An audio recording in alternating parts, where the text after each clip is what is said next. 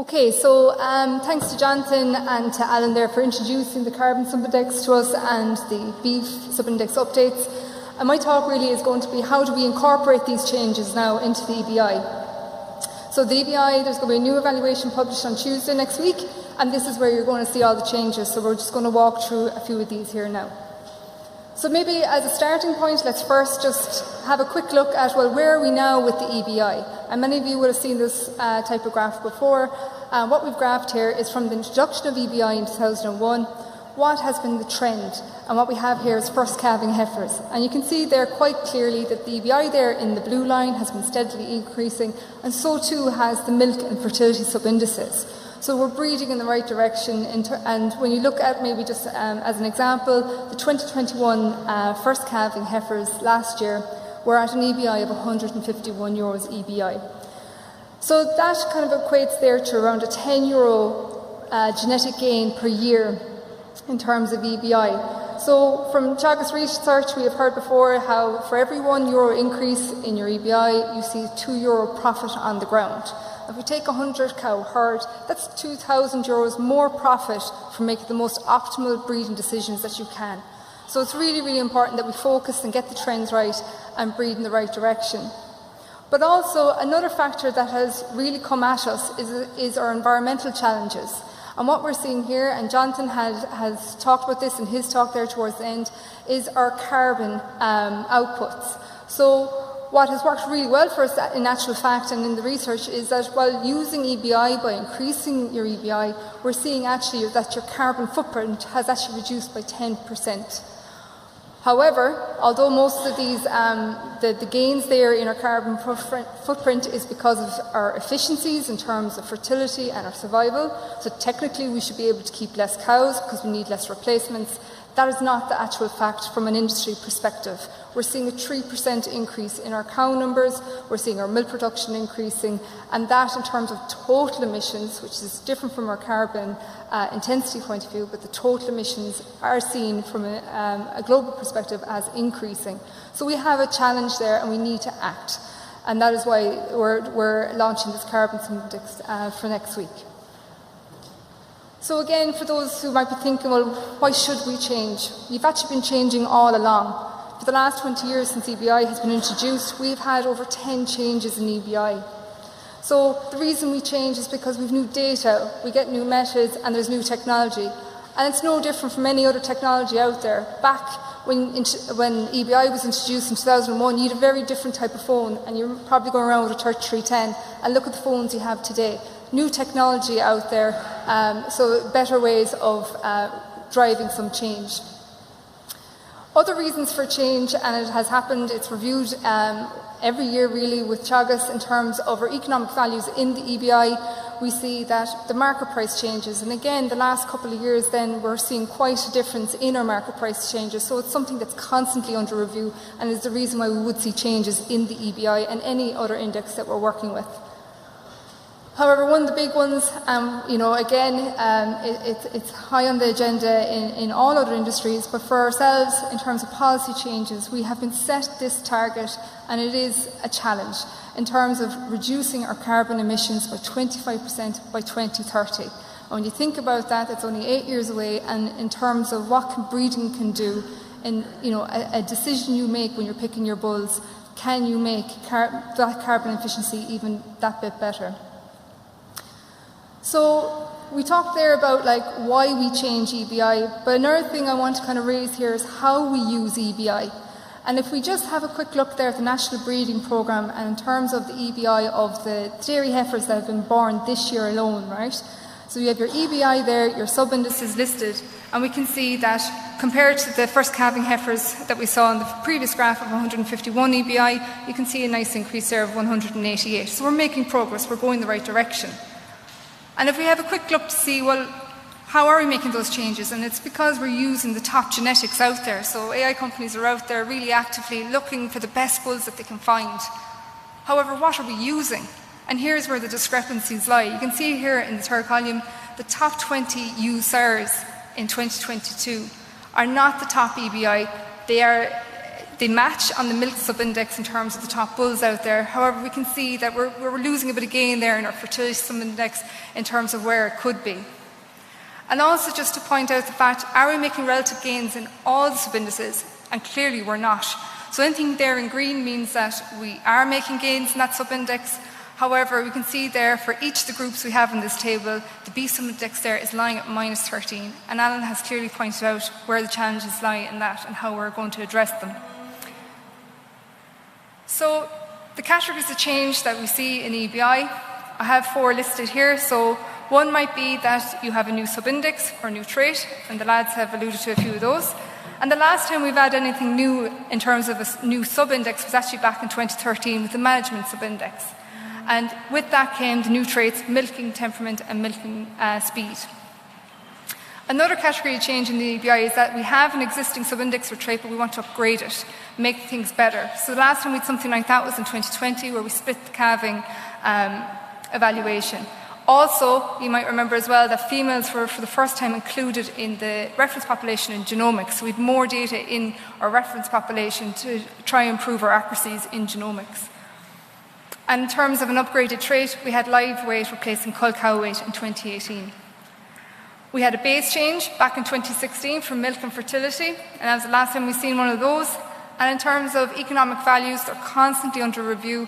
We work with Teagasc on this in the Moore Park Dairies model, and you can see that with the EBI tech, usually it's around 4 to 5 years, there's always an update in those. But for the beef subindex, as Alan has mentioned, there was no update since 2013. So, that is the reasons for those changes. So, bearing those 4 categories of changes in mind, if we look at the timeline of changes of our EBI, so before EBI was around, it was the RBI.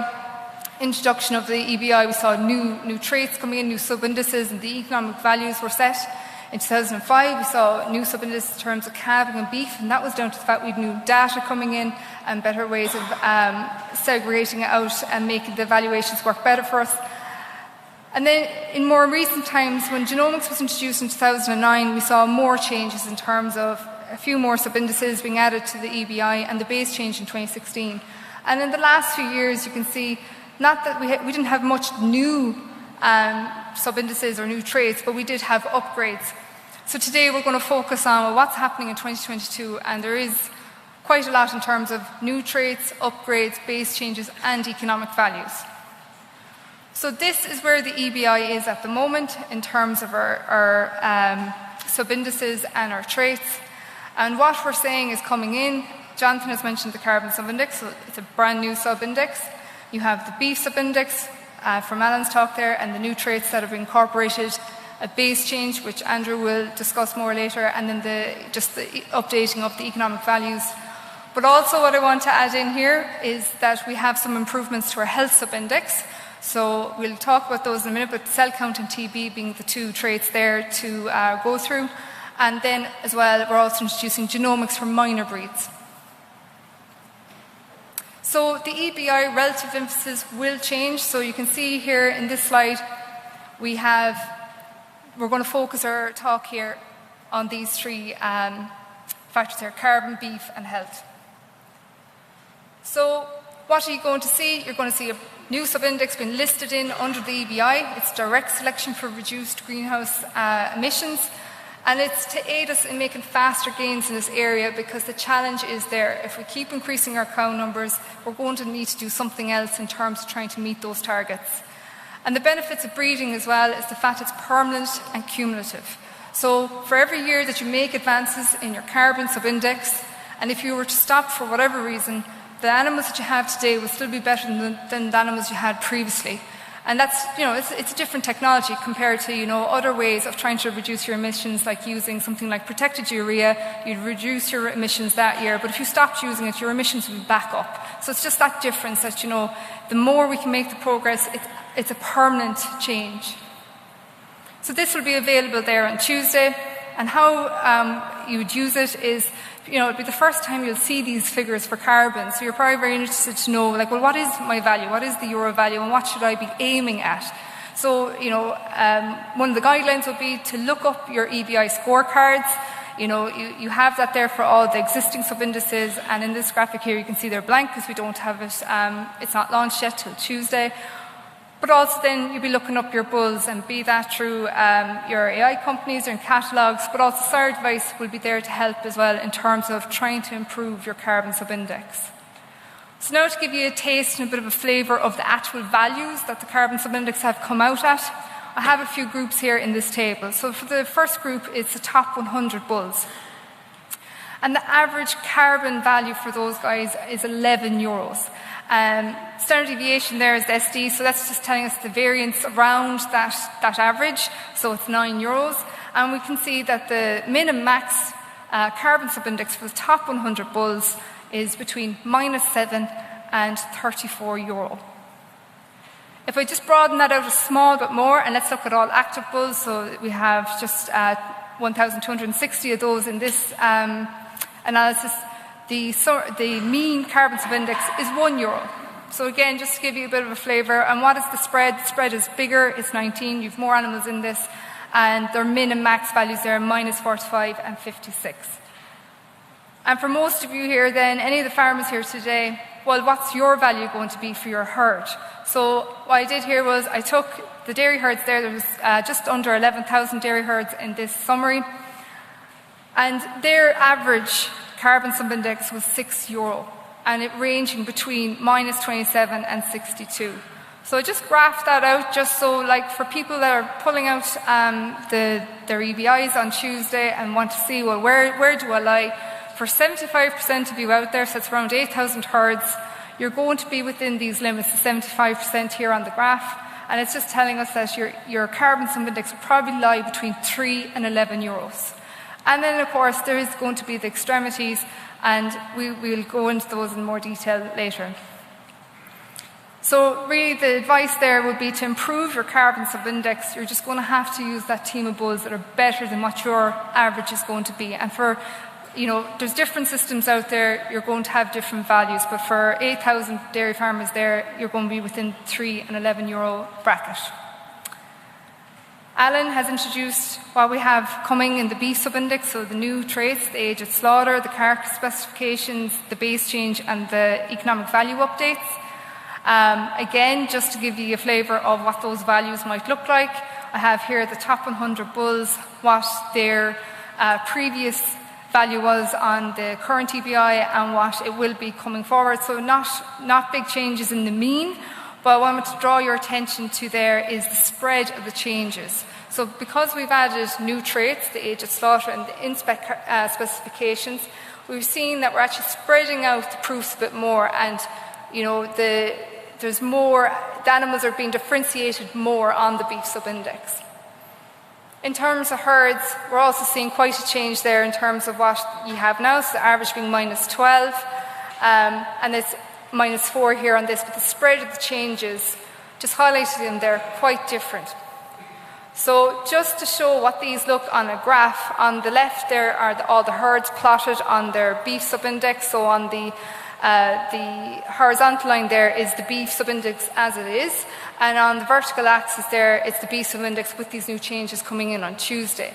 And I know the values look very small there, but the spread of the changes, the spread of the numbers there is just making a bigger differentiation there within each of those animals and herds there. So just better, a better chance to pick bulls that might improve.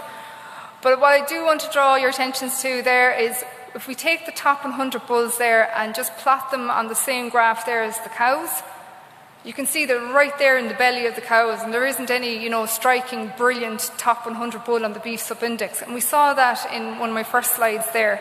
So, we haven't been making any gains in this area.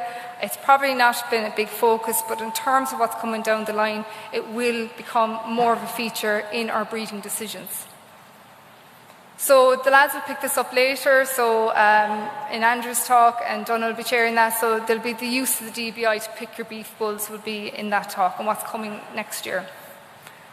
So I mentioned there about the health sub-index. There's actually a few changes coming to that as well.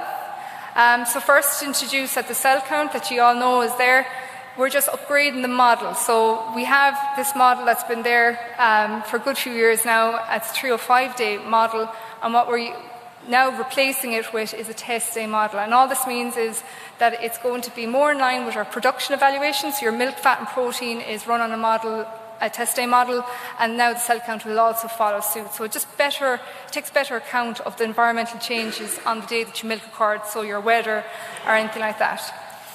And also then this new trait, TB, is going to be included here in the health subindex. So it has been a standalone trait since 2019, but it's actually now going into the health subindex. So this is what your health subindex is going to look like. So we can see that the cell count, that line was there all along in terms of the previous cell count evaluation, and we're just upgrading now with a new cell count evaluation, and the TB will be sitting there with the health subindex traits. So this really came about with TB from Siobhan Ring in ICBF. She's a geneticist and specialises in this area. And she just did a bit of a simulation work there on, well, what are the current trends in TB? And it actually just shows here in this graph, the blue line here is showing that we're actually tending a little bit upwards. So it's just getting that bit worse. We've been making no advances in it in terms of trying to meet those targets 2030 in terms of eradication. So by putting TB in under the health subindex, with a relative emphasis of 5%, she showed that you could actually reduce the TB PTA in the national population. So that's the green line there, tending downwards. So again, just to give you a peek of what the values will look like now going forward. So, you have the health subindex previously, and now there's going to be these new traits added, and what effect do they have on the health subindex. So here we have the top 100 bulls and the herds again. The average is there for the top 100 bulls, not looking too much different, but you can see there a bit of a shift there for the cows. So their average health subindex values going from 4 to 10. For cell count, you can see, well, why is the health subindex changing that bit? And we can see again with the top 100 bulls, not too much of a change. You want lower figures, so actually on the new EBI, they're doing just that marginally a bit better. But it's actually there when you look at your herds. So herds out there, in terms of your cell count, you've actually been given a more favourable cell count. So that is a reflection of just the different model. So that minus 0.08 is better for cell count. And in terms of TB, they're neck and neck. Top 100 bulls and the herds out there, their averages are 8. You can see the spread of the change is looking quite similar, with a min max of 313 and 413.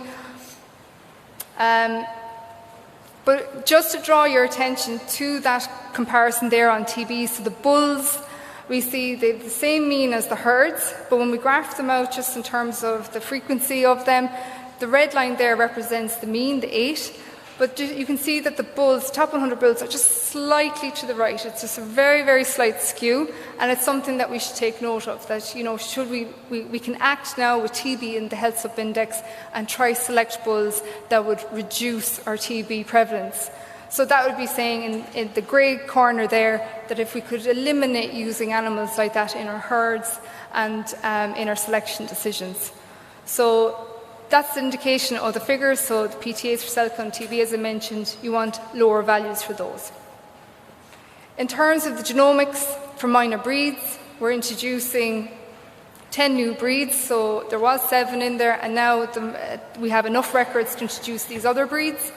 Again, the impact of this is that the fact that we have more data, this is the reason we can get them in there. There'll be faster genetic gain within these breeds because now they can genotype for the first time. So this pie chart here is just an example of what the reference population looks like, and it should be no surprises that over 90% of it is still Holstein Friesian.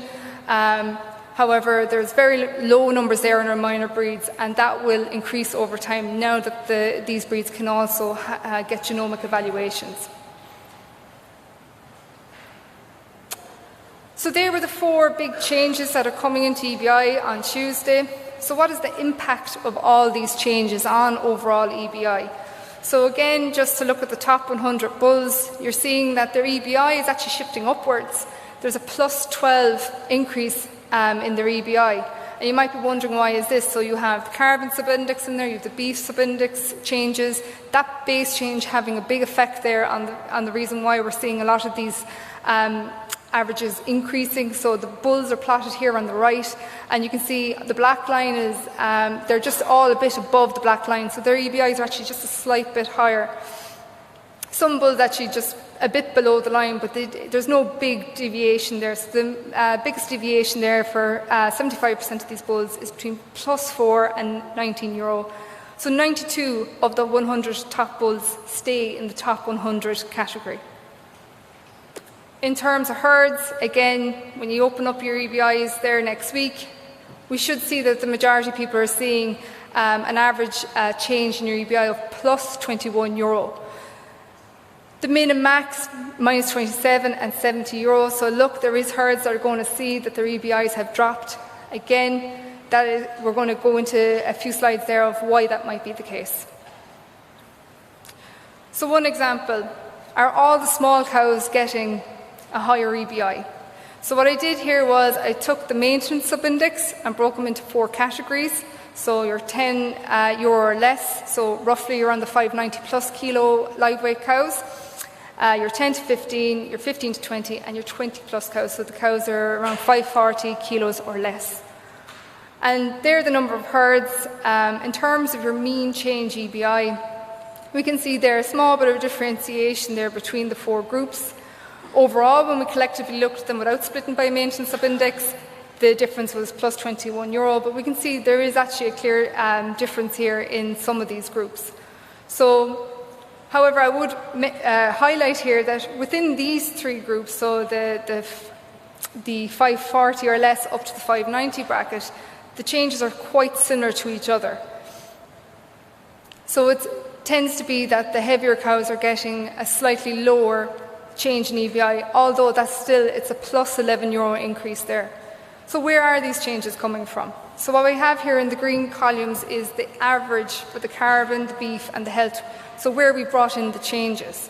So it's quite interesting to look at this. So if we look at the mean carbon subindex, you can see that it's actually favouring the smaller cow in terms of these 4 categories. So you can see that the heavy cows are getting an average of a -4 on their carbon subindex, and with the lightest cows here being a +16. However, it's been given in one hand and taken away in another. If we look at the beef subindex, it's the reverse trend. It's the bigger cows are getting the increases, so a +€1, which mightn't sound very big, but when we remember back to the first slide we had earlier, the beef subindex average for the national herd is -13, so +1 is quite a significant change. And you can see the spread there for the 4 categories then for the mean beef subindex, -1, -6 and -22.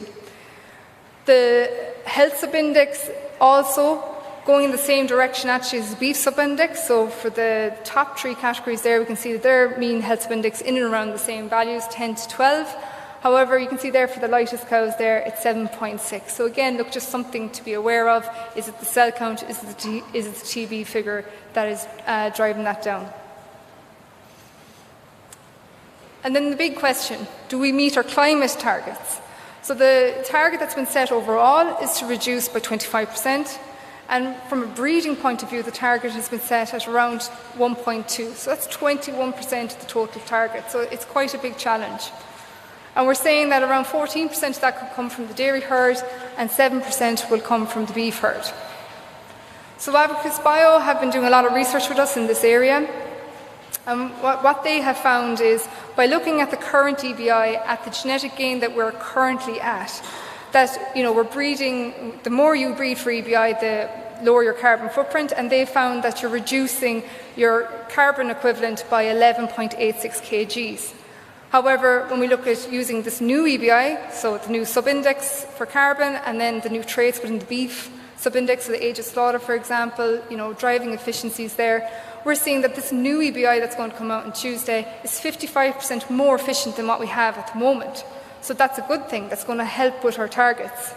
And if you take the sum that we have 1.6 million dairy cows in the country, that figure results in a 30 kiloton reduction in our carbon CO2 equivalent per year. And over 10 years, that goes up to 300 kilotons. But can we accelerate this more? We're still not meeting our targets. So the more we adopt these new technologies, advance in our breeding decisions, could we actually make that a 400 kiloton drop in our CO2 equivalent? There's other future changes on the way, and Ross will be talking about a lot of these later, but can we enhance our reduction in our emissions? And how could we do this? Could we double our efforts and get this up to 600 or 800? And we think yes. I mean, there's a direct methane trait that's being researched at the moment. It could be included in the EBI going forward. Can we adjust our weights? Can we have less replacements? Can we adopt other technologies to help out in this area? And what I'm capturing here in my talk here is only on the dairy side, but in the later talks we're going to see, well, what's coming from the dairy beef? Can we meet our climate targets collectively across all sectors? And what will the cow in 2030 look like? So this graph is just taken from the initial slide of where our trends were at the 151 euro EBI first calving heifers, and from the simulations again from Amicus Bio, where are we at? So the dotted line is the current EBI figures, and the solid line there is with this new EBI coming out on Tuesday. And you can see that the lines are very, very close together. So while we can see all these changes and why people might be wondering why in some sub-indices they might have gone down or gone up, the correlation has been very strong between the two EBIs, so the one we have now and the one we're going forward. And we're still making genetic gain. So the EBI, the difference between the current and the new in 10 years' time, we might have lost out on about just €4. But we're increasing our carbon by +5. So that's a good thing, our carbon sub-index. We can see also that we're increasing our genetic gain in our fertility, so that's +9. And again, that's no surprise. With carbon in there, it's pushing our efficiencies, so fertility having the efficiency traits in there. And we can see there, all right, that the milk sub-index we will not make the same gains in the milk sub-index. It's -10 after 10 years, so we're losing about €1 per year. So at the moment, we're making a genetic gain of around €4 to €5 in the milk sub-index, and that will now be around 3 to 4 using these simulations. So by emphasising more on fertility, we're providing this opportunity to have more mature cows and have lower replacements. And just the graph here on the right just showing over the last 10 years, well, what has been the pattern of our mature cows versus our young cows. So, it's no surprise there that the green line is the herd size, so the animals our herd sizes have gone up. And you can just see there how the trends have changed quite dramatically due to other policy changes, and that was the removal of the quotas back in 2015. You can see a sharp decline in our mature cows, that's the pink line, prior to the removal of the quotas. But it is starting to creep up, which is surely a good thing. That's more efficiencies. And we can see there, the blue line there is our the first calves there, so your replacement heifers coming in is actually slightly on the downward trend. So just to finish off, again, Tuesday is the day you're going to see these changes in the EBI, so you're going to see it in your reports, your profiles, your animal search, your catalogues, your active bull lists. Carbon sub-index will be, very, obvious there, sitting in the EBI under fertility. There will be a carbon sub-index tab, so if anyone wants to go into more detail in terms of the traits that Jonathan has outlined in his first talk, it shows it all there in the tab. In terms of the active bulls, again, carbon sub-index will be very prominent and there for people to use. And your beef sub-index, age of slaughter, will be sitting under the beef sub-index heading, and within the health sub-index you'll have your cell count and your TB on display. So really, in summary, these are the 4 main changes that we're bringing in on Tuesday. A lot of change coming there, a lot of it driven by the fact that we have targets to meet, but EBI here is key to drive this change.